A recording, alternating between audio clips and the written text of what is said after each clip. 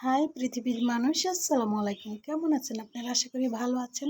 আখির হাতের সবকিছু পক্ষ থেকে আপনাদেরকে জানাই স্বাগত। সকালে নাস্তাটা বানিয়ে নিলাম, ডিম ভাজি করলাম আর শর্টকাটে পরোটা বানিয়ে নিলাম। ছেলেটার পরীক্ষা শেষে 3 দিন বন্ধ ছিল, আজ খুলেছে, চলে গেল খেয়ে। আর এইদিকে এই ছাদটা ঢালাই হয়ে গেছে কালকে।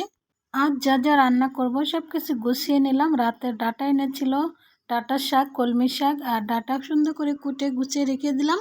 কোন মাছ দিয়ে রান্না করব এখনো ভেবে দেখিনি। আরও একদিন ডাঁটা এনেছিল, সেই ডাঁটা দিয়ে আমি মাছ দিয়ে রান্না করেছিলাম। চমৎকার করে চাপিলা মাছ দিয়ে এই রেসিপিটা রান্না করেছিলাম। এটাই আজকে তোমাদের সাথে শেয়ার করব। এটা আগের ভিডিও। ভাবছিলাম নাস্তা খেয়েই তোমাদের সাথে একটা ভিডিও শেয়ার করব, যেহেতু ছাদের কাজ শেষ হয়েছে, 2 দিন অন্তত নীরব থাকবে।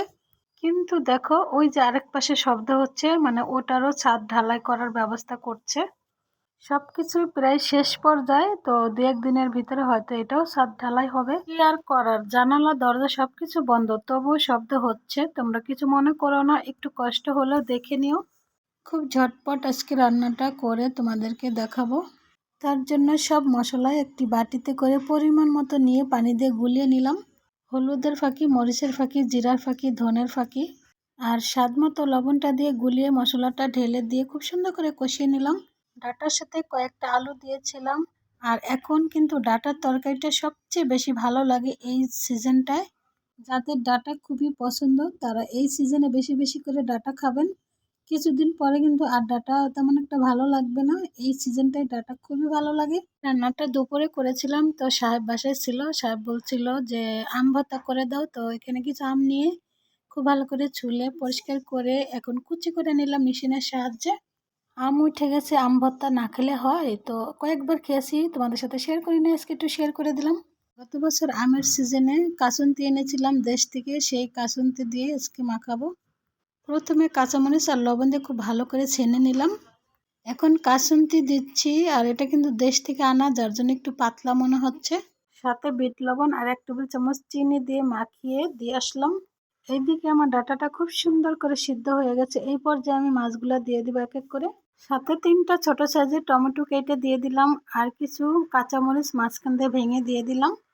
আলতো করে একটু নেড়ে চেড়ে ঢাকনা দিয়ে ঢেকে রান্না করে নেব। কিছুক্ষণ পরে লবণটা চেখে দেখেছি, আরেকটু লবণ লাগবে, সেটাও দিয়ে দিলাম। দিয়ে খুব সুন্দর করে রান্না করে তোমাদের পরিবেশন করে দেখাবো। তার আগে ধনেপাতাটা দিয়ে দিলাম, সংরক্ষণ করা ধনেপাতা।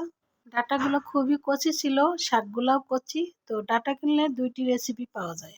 ডাটা তো রান্না করেছি, শাকগুলো কি ফেলে দেবো? শাকটাও খুব সুন্দর করে একটু বেশি করে মরিচ পেঁয়াজ দিয়ে চমৎকার করে ভাজি করে নিলাম। দারুণ হয়েছিল ভাজিটা। সম্পূর্ণ নতুনভাবে যদি শাক ভাজি খেতে চাও, তাহলে আমার মতো একটু হলুদের ফাঁকি বা একটু মরিচের ফাঁকি দিয়ে যে কোনো শাক রান্না করে খেয়ে দেখবে। কাঁচামরিচের পাশাপাশি সামান্য একটু করে দিতে হবে, দেখবে একটি নতুন ইউনিক স্বাদ পাবে। এই মাঝে শাকটা খুব সুন্দর করে ভাজি করে নিয়েছি। অল্প একটু শাক হয়েছে, কিন্তু ভীষণ মজা হয়েছিল। ভিডিওটা আর বেশি বড় করব না। এই ভিডিওটা যেহেতু আগের, সেটাই তোমাদের সাথে শেয়ার করলাম। এখন চলে যাব দুপুরে রান্না করতে। আজও আমি ডাটা রান্না করব, কলমি শাক ভাজি করব, ডাটা শাক ভাজি করব। খুব একটা বেশি কিছু রান্নাও করব না, কাল হুজুরের খানা, তো অনেক কিছু রান্না করতে হবে। আজকে অল্প স্বল্প রান্না করব। আমার পুরাতন বন্ধুরা একটি করে লাইক দিয়ে ভিডিওটা দেখবে, আর নতুন বন্ধুরা সাপোর্ট করে পাশে থাকবে। সবাই ভালো থাকো, সুস্থ থাকো, আমার পরিবারের পাশে থেকো। ভালোবাসা অবিরাম। অসংখ্য ধন্যবাদ লাইক দিয়ে যারা সম্পূর্ণ ভিডিওটা দেখেছো। বিদায় নিলাম, আল্লাহ হাফেজ।